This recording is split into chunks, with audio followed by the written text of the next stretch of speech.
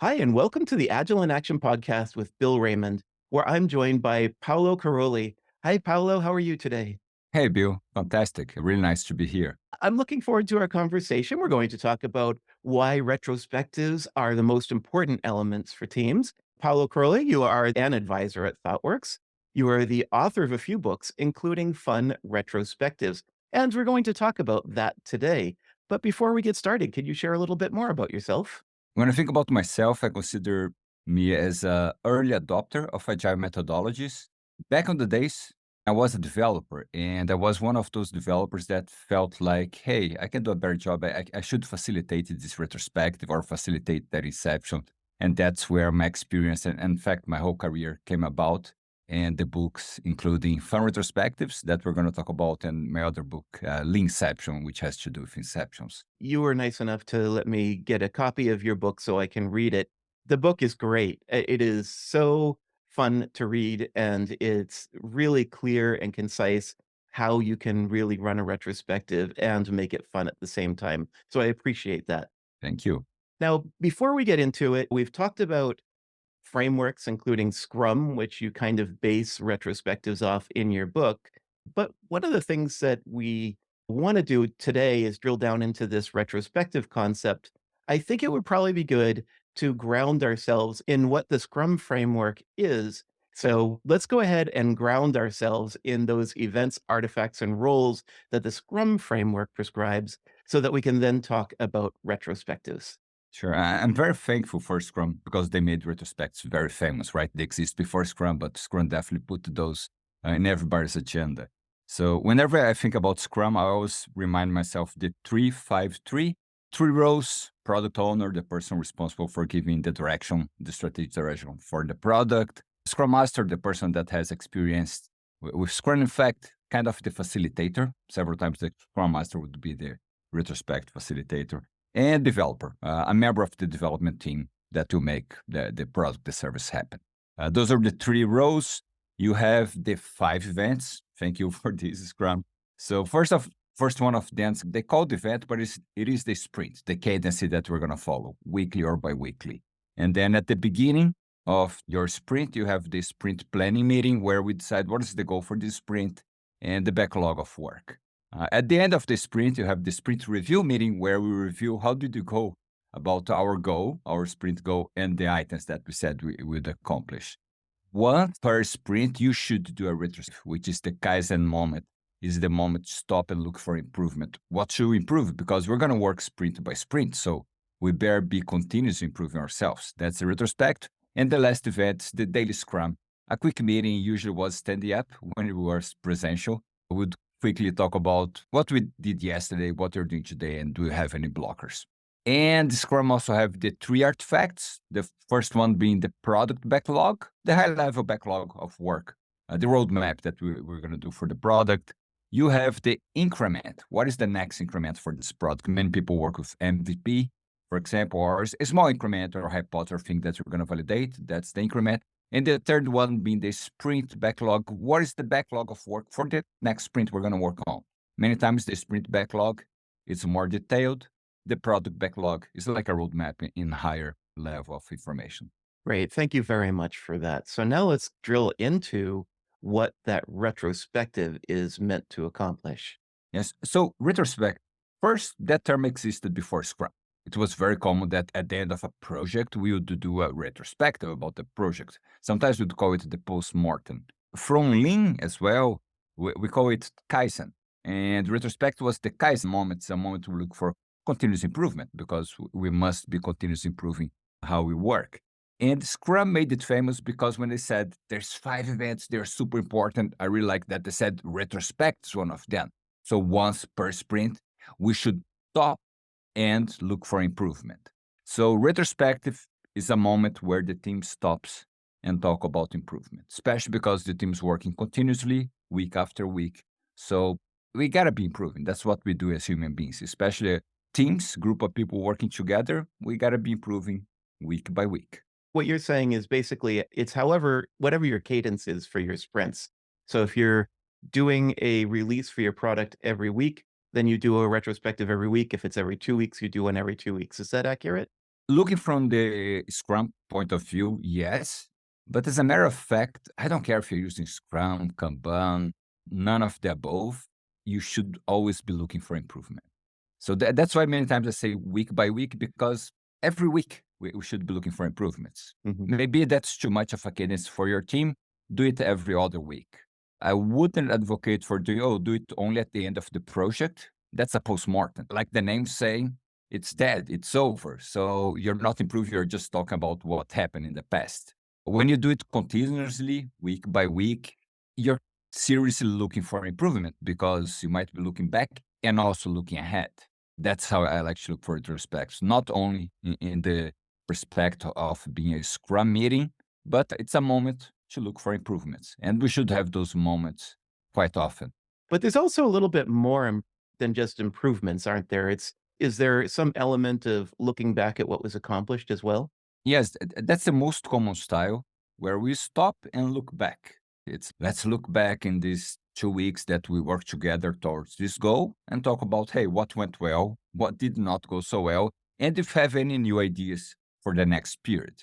I think that's the most common format of retrospective. And when you say the word retrospect, I think that's what comes to everybody's mind. What went well, not so well, and if there is any new idea for moving forward.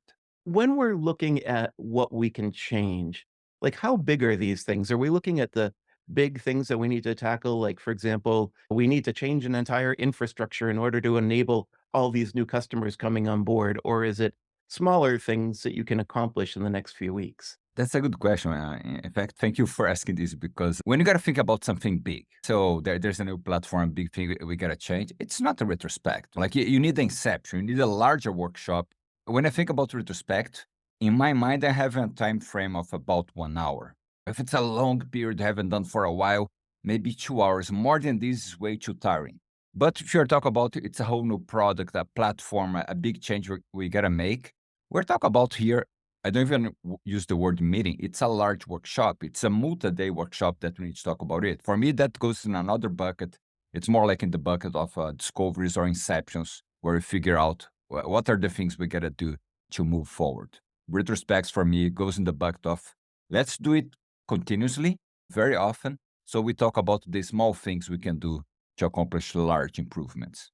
Yeah, I was just in a meeting with a team of developers recently in their retrospective, and one of the things that came up was this whole concept of making it's a US-based product that they were building with English speakers, but it's becoming more popular in other countries. And so they did not have this whole concept of localization and internationalization and things like that. And so I know that they are having a big working session to figure out what does that look like for the product. But I did see in the meeting, in the retrospective, they said it's still possible for us to take things like error messages and text that appears on the screen and format them slightly differently so that they will be, if you will, more localization ready. And so their decision in the retrospective was to just start doing that on new work so that they could start implementing something that led them to that new path without really, if you will, breaking their process in too big of a way. No, that's a really good example because the topic itself showed up in the retrospective. If it is a small topic, you talk about it, you close it, create a Jira ticket or whatever it is that's small in the retrospective itself. If it is a larger topic, it foster a conversation or another meeting or to schedule a whole workshop to handle it. But the topic itself, because it is a team meeting to look for improvement, showed up in the retrospect. Hey, we didn't know we're expanding we're being more successful than what we would. Now the Brazilians are using this amazing digital product. They speak Portuguese. What should they do? This shows up in the retrospective. We have the conversation and probably move forward to another item that shows up in the retrospective, right? It all sounds great. A team gets together, they talk about their wins, they talk about what they're going to accomplish in the next few sprints or what some bigger topics are that they need to move into another meeting or another workshop. But in order to do this, it sounds very mechanical sometimes. And there are concerns within the team. Sometimes people are stressed out because there was a lot of work to be done. There's still more work to be done in the next 2 weeks. There are maybe people that aren't necessarily working that well together. And this kind of feels like a time and a place to help coalesce that team a little bit better. And I think that's your perspective from the Fun Retrospectives book. So, can you talk a little bit about maybe what a bad retrospective looks and then maybe how you can improve upon that? We'll get into the improvements in Yeah. just a minute. You touch a point that's very important. Scrum says, and I'm advocating for having a retrospect every week or every sprint. If you make it mechanical, it's going to be very boring. Let's say every week we do, oh, what was well, not so well, new ideas, or not so well, new ideas. It's boring. Fifth time you call me for the same style of retrospect, it's like I'm bored out. Another thing that can make it boring and mechanical is if you only focus on the product, on the work items. Work items, sprint planning, sprint review, it's all about the work items. But when you talk about retrospective, it's got to be about the people, the process, the product. It's everything. It's all the improvements, whatever makes sense at that moment in time. So I'll give an example of one retrospect that went really bad. We're doing a normal Scrum team, right? And then I go there to facilitate a retrospective, and we're talk about the stories, story points, the work we didn't finish this week, and the other. Put all this in the plan of the retrospect. I use a simple format, not so well new ideas. But guess what happened? That week, at the beginning of the week, the CEO was fired. What's the point of neglecting the current context and talk about, hey, what went well, not so well, new ideas for the product? Nothing at all. There is an elephant in the room. Guess what? Let's talk about the elephant in the room because we are a team working for this organization. Something really big happened. We should talk about it. That's a retrospective. It's not only about, oh, let's only talk about the work. Oh, let's only talk about not so well related to the work items and news stories. No, it's human beings talking. It's not machines or robots or GPT and AI figuring out how to code for us. It's human beings. We need to acknowledge the emotions.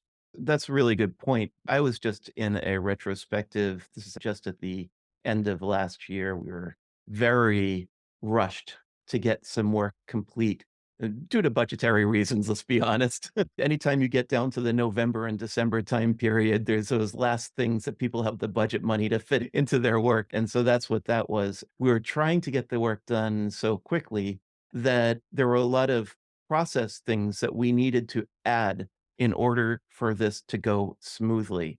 For example, when you write code, sometimes what you need to do is write a test associated with it to make sure that, let's say, if the user clicks on the button, or maybe they tap on a button, or they use a mouse, or they use their eyes nowadays with vision-based products, you have to test to make sure that button works effectively. That's just a simple example. There are some bigger issues there. The point of the matter is that we weren't writing these tests, and those tests result in a lower quality product. And we started to see that happen. And so one of our retrospectives just focused on um, let's figure out how we're going to get testing incorporated into the process again. It's something we've been doing, but we've been neglecting it because we've been moving so fast. And part of that ended up escalating to leadership saying, you're asking us to move too quickly, you're going to lose quality, that's going to impact the customers. But I thought that was a really good retrospective where we veered off the path of, oh, what's coming up next to how do we address some issues that could be bigger in the long term.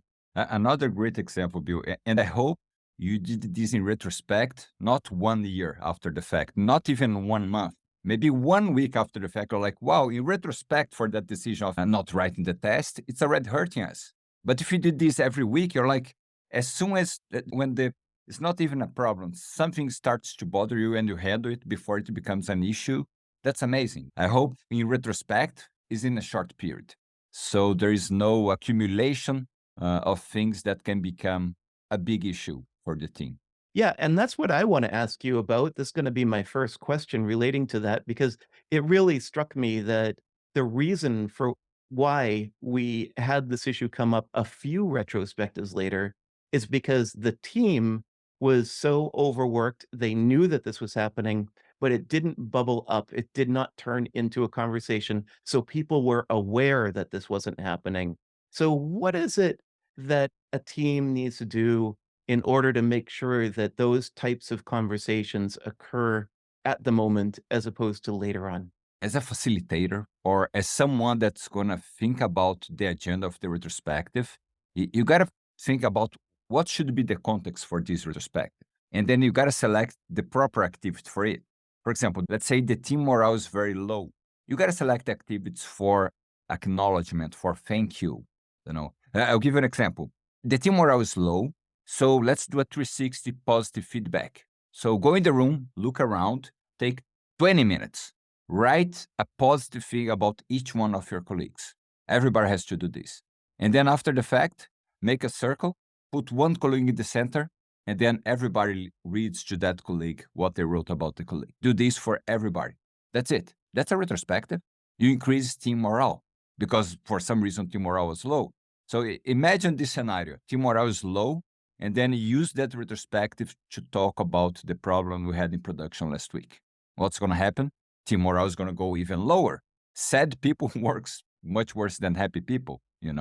That's the thing. You got to think about the context of the retrospect. Or in your example, hey, we have changed some process because of the deadline. I have a feeling those shortcuts might be hurting us. So you select the activity that talks about the things we're doing or not doing.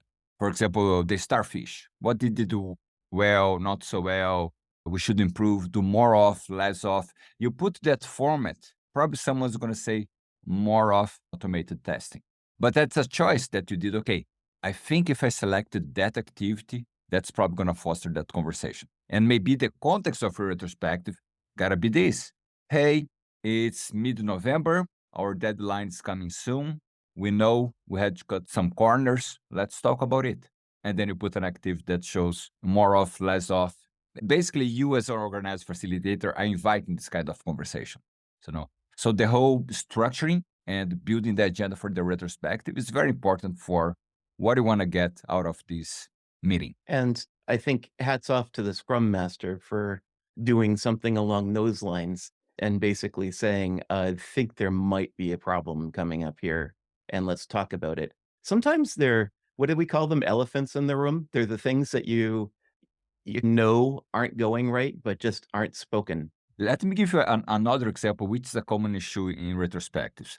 Let's say you're in a team of 10 people, only one tester that's really concerned about it, and the other 9 people, they're not concerned about it, right?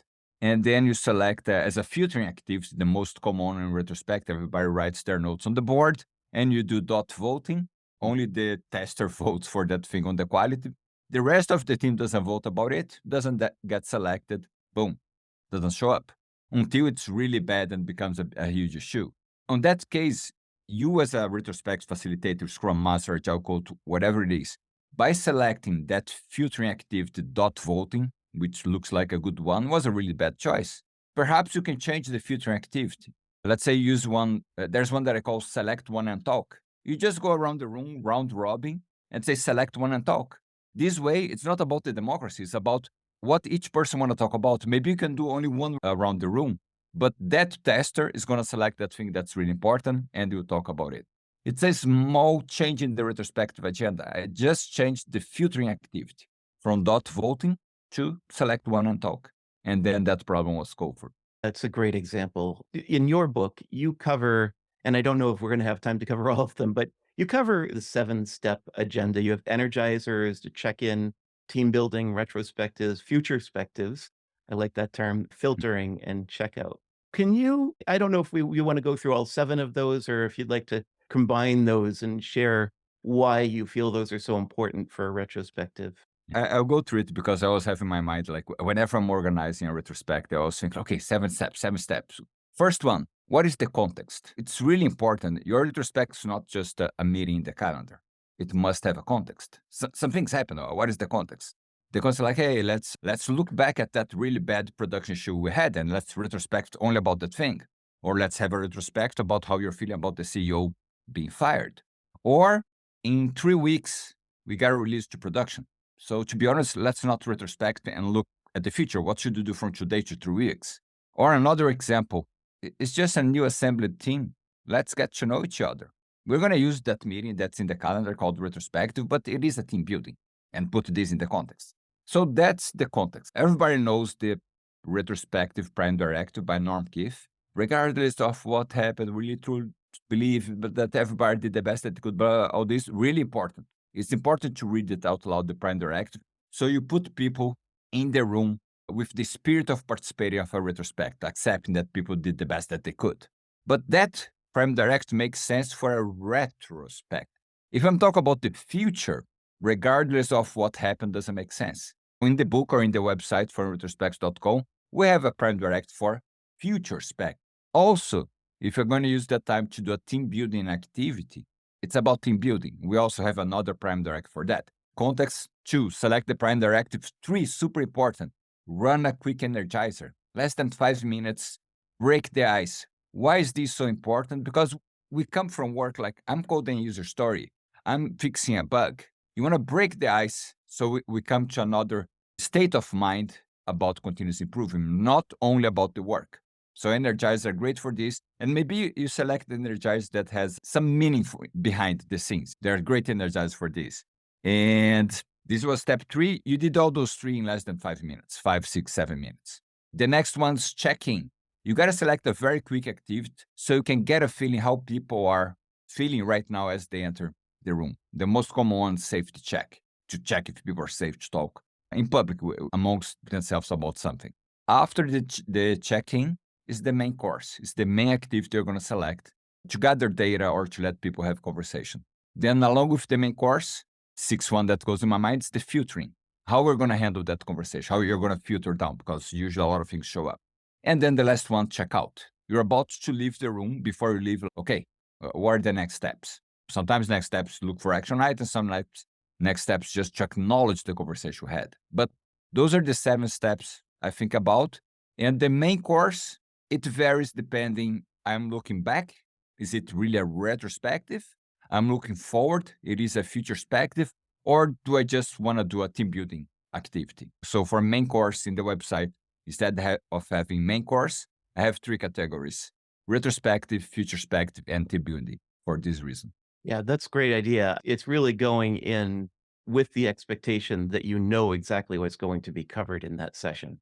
Exactly. The selection of the main course probably has to do with the context, what you had selected for the context. What is a good main course activity to foster that conversation or to gather data from the things you want on the context? I was thinking about icebreakers. Do you have any of those? So, icebreaker and energizers. If you're in a corporate meeting, you want it to be fast. You want to be fun and fast. So, you got to be careful not to delegate it because everybody knows some fun activity, right? So, you got to be careful because some of those take too long to explain and to follow up. And sometimes they don't make much sense in the context. So, a simple one, increment by 1.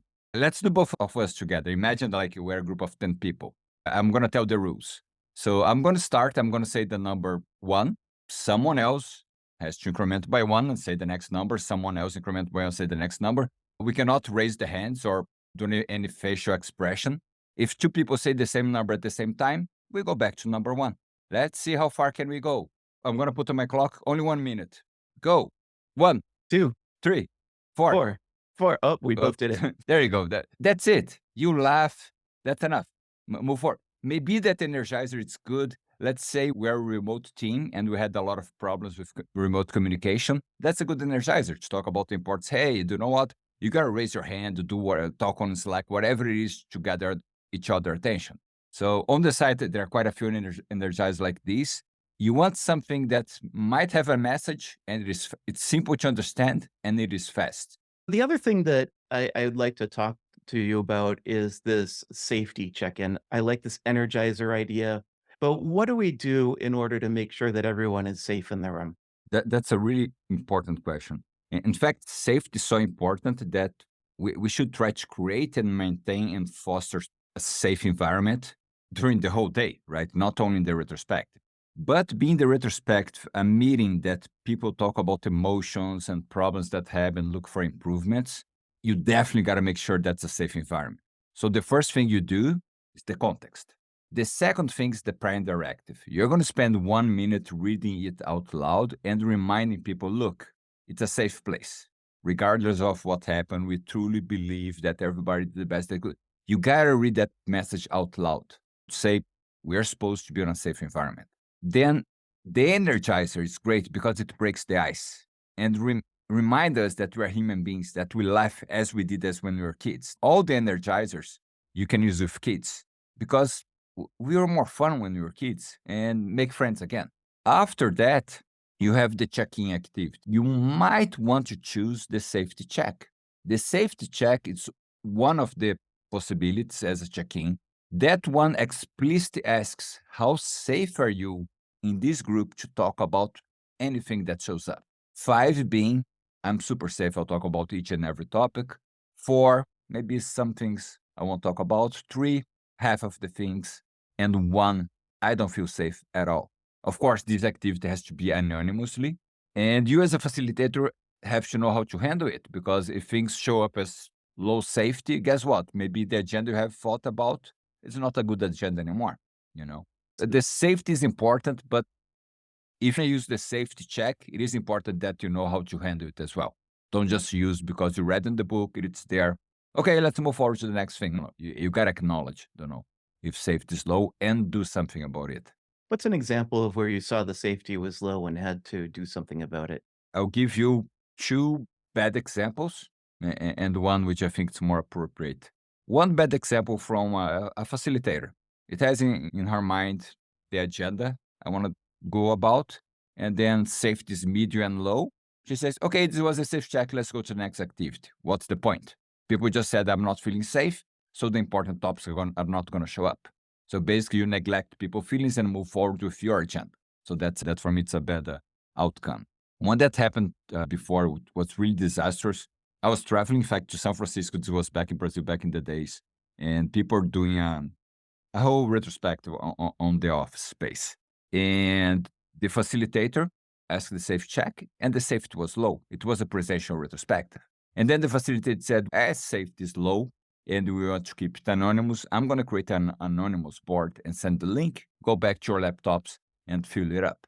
Really bad decision because safety was low for some reason. And then that reason ended up on non-polite messages anonymously written on a board. And one non-polite message get on top of another non-polite message, and then the whole thing of looking for continuous improvement, you're getting the opposite effect. So that was another bad outcome of the safety is anonymous, but not what comes after. And now that we give an example, when I came across that situation, what did I do?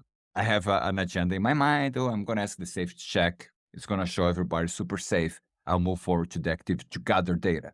I run the safety check. I'm surprised safety is low. So I need to say out loud, guess what? I had another activity in mind, but now I'm going to change. The name of this activity now is creating safety. So please put yourself in the shoes of the person, we don't know because it was anonymous, but put yourself in the shoes of the people that put a 3 or 2 not feeling safe. What are the things that you think might be happening that it's making that colleague not feel safe? Write it down on a yellow post-it. Put on the board. Let's cluster it. Okay, it's more difficult as a facilitator because you should not comment. Maybe read and cluster, but don't comment because it is a situation that's uncomfortable. Now you repeat the question. Before commenting about those clusters, you repeat the question. Okay, now pick that, I don't know, pink post-it, a different color.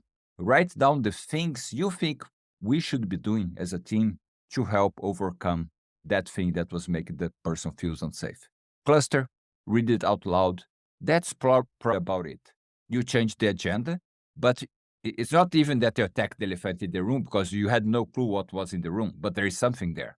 But you gave people the chance to talk about something that's uncomfortable and how to fix it without saying, I'm the one that was feeling uncomfortable. Yeah, that's a great example of how to handle a situation where safety checks low. Thank you for that. I think that's super important. And what you're saying is you had set the context for the meeting, but the safety check was low. So you just shifted gears and you said, we're going Yeah. to do this other thing instead. I'm thinking about who facilitates these meetings. And that's been a topic of conversation on this podcast quite a few times. One of the things that I've heard people say, well, I'm a proponent of the Scrum Master being the person that leads the retrospective, and then other people saying we should have the facilitator. Sometimes we don't have the budget for a Mm. facilitator, but I'd like to hear your thoughts on how you manage the facilitation of a meeting like this. Who should be responsible? And what is it? What might you do if you don't have someone that can come in as an independent voice? Another really good and common question, right? Of course, if you have the budget and the luxury to call an external facilitator, or if you know the situation is very difficult, you might have to call an expert on facilitating difficult situations. But we're talking about normal teams, day to day, week after week, sprint after sprint. Sometimes you cannot have an external facilitator, many times, right? And sometimes you don't even have a scrum master. It's several teams that are very advanced. They're just like amazing performing teams that they don't need a scrum master or a coach. They're amazing performing teams. But they do have the benefit of having continuous improvement. So what they can do is figure out the agenda. One of them decide the agenda based on the current context the team is going through, and have the step-by-step in the agenda. So there's not one person facilitating, but say, okay, in 1 minute, let's just verify the context is correct. Someone reads the context, that's fine. Okay, who else can read now the prime directive? That's fine. Okay, so now Mary's gonna run an energizer. Of course, you talk to Mary. Mary, can you run a quick energizer? She said yes. Mary ran the energizer in 3 minutes. And then someone else, okay, we had select here check-in activity. Read out loud. This is the check-in activity. That's how we run it and run it. So basically, you're reading the script. So there's not one person facilitating, but you're following a script. Especially on the main course, if you only have 30 minutes, you got to say, look, we only have 30 minutes. So let's gather data for 5 minutes. We cluster or whatever is the filtering style you're going to do. And then we have 20 minutes left, 5 minutes per topic, only 4 topics. Those things, write it down on the board so we know it's 5 minutes, we need to switch topics. Then you took care of the retrospective did happen without having one facilitator, but there was a thoughtful agenda for running it. It becomes more difficult if you don't have a thoughtful agenda on it, right? If it's just hey, it's on the calendar, let's go retrospective, it's harder to facilitate because then it's a bunch of people sitting in the room, look at each other, saying, okay, let's talk. So it's that's more dangerous or less effective. As we are wrapping up on the podcast here, you are a big proponent of retrospectives, obviously, and it's something that you enjoy. What are some of the things that can make a retrospective a little bit more fun? Acknowledge people. We are human beings. Bring the first thing is team building.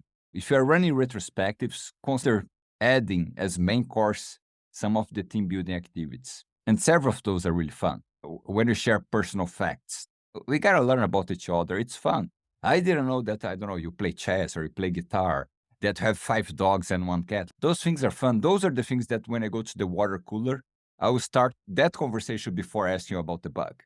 So add activities that are more fun, lighthearted, and activities that foster the thank you word between people. That's super important because as we work together, we know that we'll focus about work, we'll talk about the bugs, the issue. That's going to happen, unfortunately, naturally. The things that don't happen naturally, it's for me to share with you that I have 3 kids and I am allergic to cats and this kind of stuff. So those things you can add to the retrospectives because then you're forming a team, people that knows each other, they're going to work better together. And then you make a more fun retrospective and a more fun and effective work environment. Paulo Caroli, if anyone wants to reach you, how might they do so? Well, LinkedIn is my house on the beach. Whenever I'm looking around, I'm at LinkedIn and I reply to it quite promptly. My website, paulocaroli.com, is just a summary of who I am. And I blog quite often on caroli.org. And of course, for the retrospective stuff, it's on funretrospectives.com. Great. If you are listening right now on your podcast app, go down to the show notes and you'll see the links there to reach out to Paulo Caroli. And if you are on YouTube, that'll be down in the description. And of course, the transcripts along with the links are always on the agileinaction.com website. Paulo Caroli, this was a great conversation. Thank you so much for your time today. Thank you, Bill. A pleasure to be here. And keep on doing amazing podcasts. I love listening to your stuff, man. Really Thank good. you. Thank you. Thank you for listening to the Agile in Action podcast with Bill Raymond. Subscribe now to stay current on the latest trends in team organization and agile techniques. Please take a moment to rate and comment to help us grow our community. This podcast is produced in affiliation with Cambermast LLC, and our executive producer is Riyama Dagason. If there is a topic you would like Bill to cover, contact him directly at bill.raymond@agileinAction.com.